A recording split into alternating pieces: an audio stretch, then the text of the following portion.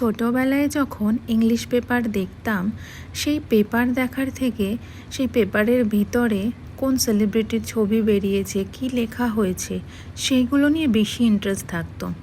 Paper পড়ার সেরকম কোনো ইন্টারেস্ট থাকতো না। বাট সেই সময় এটা আমার কাছে ভাবনারও উচিত ছিল যে এরকম একটা নিউজ পেপারে আমার কাজ বেরোবে, তার সাথে আমার ছবি থাকবে। সত্যি এই বছর দুর্গাপুজোতে ষষ্ঠীর দিন এই যে টেলিগ্রাফের এটা দেখতে পাচ্ছ তোমরা, এটা আমার কাছে অনেক বড় একটা পাওয়া। অনেকেই হয়তো ভাববে কি আছে, একটা পেপারেই তো ছবি বেরিয়েছে, তাতে কি এমন এসে গেছে, কি এমন হয়েছে।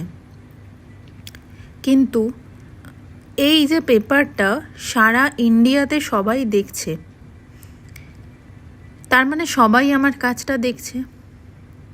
তো সেইটা ভেবে আমার খুব ভালো লাগছে, আর তার জন্য আমি আমার টিমের কাছে কৃতজ্ঞ যে তারা আমাকে এই কাজের যোগ্য মনে করেছেন এবং আমার কাজটাকে সমগ্র ভারতের মানুষের কাছে পৌঁছে দিতে সাহায্য করেছেন।